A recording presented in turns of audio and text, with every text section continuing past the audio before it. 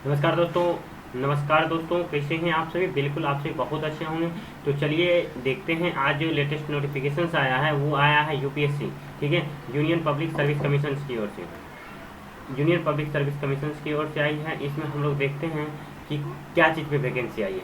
देखिए, जैसे कि आपको पता होना चाहिए, यूनियन पब्लिक सर्विस कमीशन यानी यूपीएससी जो होती है ये सिविल सेवा परीक्षा, ठीक है, आईएएस आईपीएस का एग्ज़ाम भी कंडक्ट करती है। आईएएस आईपीएस का एग्ज़ाम भी कंडक्ट करती है। उसी तरह से ईएसई इंजीनियरिंग सर्विसेज, ठीक है, इंजीनियरिंग सर्विसेज का एग्ज़ाम कंडक्ट करती है।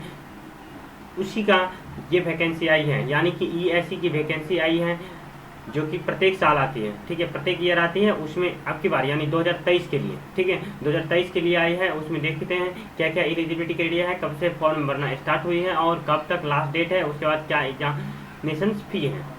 तो चलिए चलते हैं। जैसा कि आप स्क्रीन पे देख पा रहे हैं, यहाँ पे देखिए इंपॉर्टेंट नोटिफिकेशन आया है। कब एग्जामिनेशन नोटिस 01/2/2023 के लिए, है ना।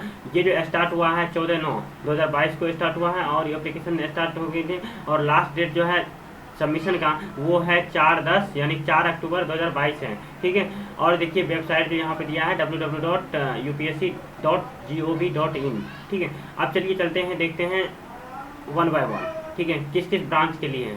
अब देखिए, जैसा कि आप आगे देखिए, यहाँ पे जब हम ब्रांच की बात करते हैं तो यहाँ पे देखिए ब्रांच बताया गया है। कैटेगरी सिविल इंजीनियरिंग है, ठीक है, मैकेनिकल इंजीनियरिंग है, उसके बाद इलेक्ट्रिकल इंजीनियरिंग, उसके बाद इलेक्ट्रॉनिक्स एंड टेलीकम्युनिकेशंस के लिए है, ठीक है।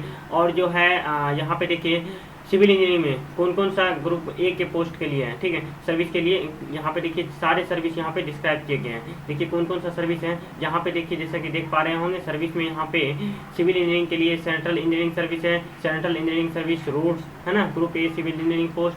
सर्वे ऑफ इंडिया ग्रुप ए के लिए है, EEE बॉर्डर, है ना। उसके बाद आकर के Indian defence service engineering EEE।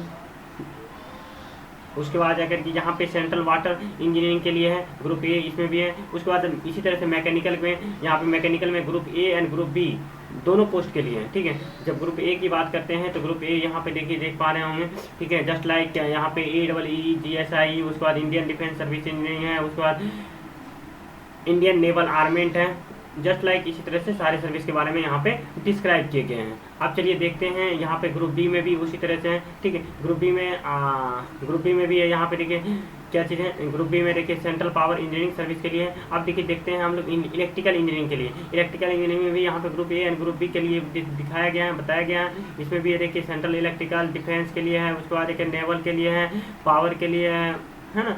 और उसके बाद ग्रुप बी के लिए यहाँ पे पोस्ट बताया गया सेंट्रल पावर एनर्जी के लिए, इंजीनियरिंग सर्विस के लिए।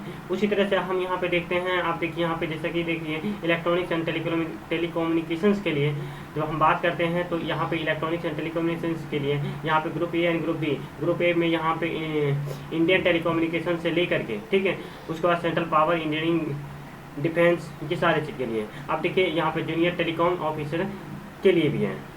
अब देखिए यहाँ पे एलिजिबिलिटी क्राइटेरिया की बात करते हैं, तो एलिजिबिलिटी क्राइटेरिया, ठीक है। अब देखिए यहाँ पे एलिजिबिलिटी क्राइटेरिया, तो यहाँ पे फर्स्ट वन देख लेते हैं, यहाँ पे सेंटर, उसके बाद देख लेंगे बाद में, ठीक है। अब देखिए यहाँ पे सेंटर यहाँ पे बताया गया है कि कहाँ कहाँ सेंटर है। अहमदाबाद, एजॉल, प्रत्येक स्टेट में है, ठीक है, प्रत्येक स्टेट में 1 या 2, जिस तरह से उसका पॉपुलेशन है, जिस तरह से वहाँ पे सिक्योरिटी की दृष्टि से यहाँ पे सेंटर दिया गया है। सेंटर प्रीलिम्स के लिए है, उसके बाद फिर मेंस के लिए भी सेंटर दिया गया है, ठीक है। अब देखिए यहाँ पे अब हम देखते हैं कि एलिजिबिलिटी कंडीशंस क्या है। एलिजिबिलिटी कंडीशंस की बात करते हैं तो यहाँ पे फर्स्ट वन जो होता है नेशनलिटी होना चाहिए इंडिया का, है ना। उसके बाद अगर के या तो सिटीजन इंडिया का होना चाहिए, नेपाल का होना चाहिए, या भूटान का होना चाहिए, या तिब्बती रिफ्यूजी होना चाहिए, वही 1962 से पहले का, है ना। तो अब देखिए यहाँ पे एज लिमिट की बात करते हैं, तो एज लिमिट यहाँ पे बताया गया है मिनिमम 21 ईयर्स होना चाहिए, ठीक है, और मैक्सिमम होना चाहिए 30 ईयर्स। उसके बाद डेट ऑफ बर्थ होना चाहिए, कब से काउंटिंग होगा, ये जो डेट ऑफ बर्थ काउंटिंग होगा 1 जनवरी 2023 से काउंटिंग होगा, है ना। उसके बाद लास्ट जो होना, उसके बाद आकर के 2 जनवरी 1993 से कम नहीं होना चाहिए, और मैक्सिमम 1 जनवरी 2002 से बाद का डेट ऑफ बर्थ नहीं होना चाहिए। उसके बाद जाकर रिबेट की बात करते हैं, तो वही छूट आप जैसे कि जानते होंगे कि जो 35 ईयर्स तक रिबेट मिल सकता है ना। जो ओबीसी हैं ओबीसी को 3 ईयर्स, उसके बाद एससी एसटी को 5 ईयर्स। उसी तरह से यहाँ पे जो नेशनल सर्विसेज में मिलती हैं उसी के अकॉर्डिंग यहाँ पे आपको रिबेट मिलेंगे। अब देखिए यहाँ पे जैसे कि आगे देखते हैं,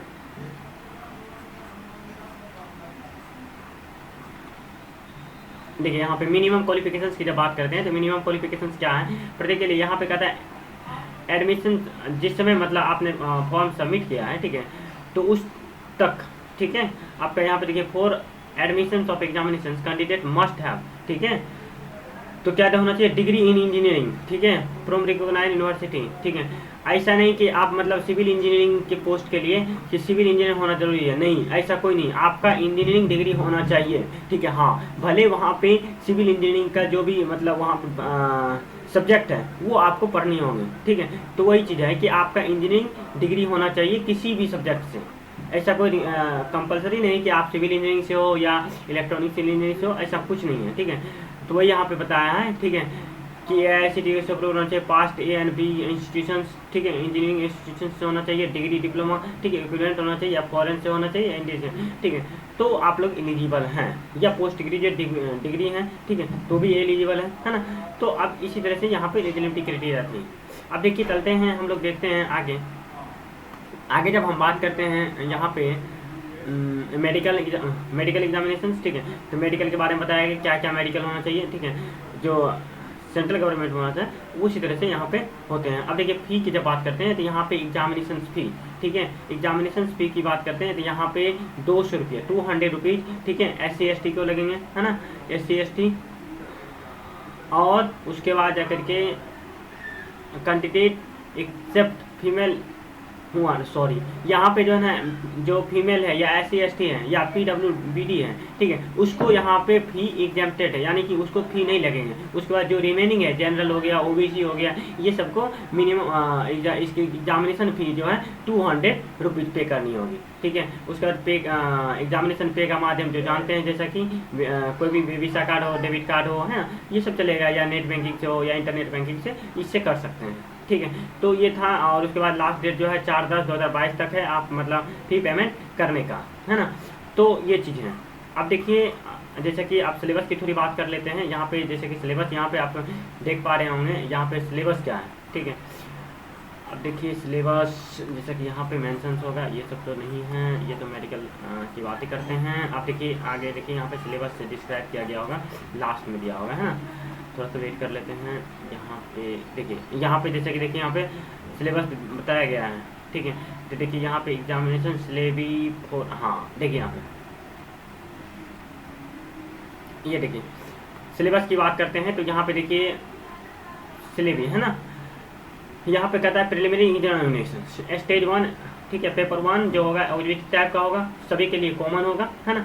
उसके बाद अगर के यहाँ पे देखिए बताया गया है कि करेंट इशू, उसमें नेशनल इंपॉर्टेंस, ठीक है। उसके बाद देखिए इंडस्ट्री डेवलपमेंट, इसी तरह से जो भी लॉजिकल रीजनिंग होगा, मैथमेटिक्स होगा, न्यूमेरिकल एनालिसिस होगा, डिजाइनिंग, ड्राइंग, ठीक है, सारा चीज़ का इसमें जो बेसिक चीज़ें हैं उससे रिलेटेड आपसे क्वेश्चन पूछे जाएंगे। उसके बाद ICT का भी यहाँ पे टेस्टिंग होगा, है ना।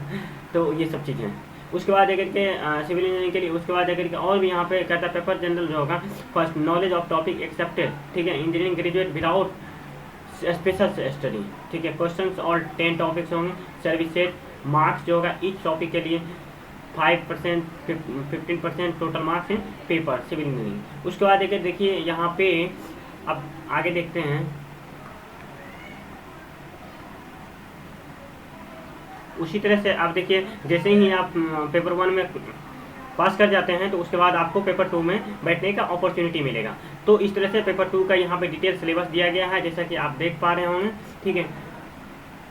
अब देखिए यहाँ पे जैसे कि पेपर 2 यहाँ पे देखिए सारा चीज़ का डिस्क्रिप्शन है, ठीक है, आप लोग इसको अच्छे से पढ़ सकते हैं। उसके बाद जाकर के आप लोग अपना प्रिपरेशन कर सकते हैं। तो ये था नोटिफिकेशंस, ठीक है। अगर आप बोलिएगा तो डिटेल नोटिफिकेशन, डिटेल सिलेबस का, ठीक है, उस पर भी वीडियो बना दूंगा, ठीक है। तो तब तक के लिए आप लोग अपना पढ़ाई कंटिन्यू रखिए, ठीक है। यदि आप फॉर्म को अप्लाई करना चाहते हैं तो आप हमारे डिस्क्रिप्शन में जाइए, वहाँ पे फॉर्म को पहले जो डिटेल नोटिफिकेशन है, कुछ हो सकता है कि आपको आपके अकॉर्डिंग समझ में आ जाए कुछ और विशेष, ठीक है, तो आप लोग डिटेल नोटिफिकेशन पढ़ लें, उसके बाद आकर के फॉर्म अप्लाई कर लें, आपको डिस्क्रिप्शन से लिंक मिल जाएगा। आपको लेटेस्ट नोटिफिकेशन के लिए आप हमारे चैनल को सब्सक्राइब कर सकें। Thank you.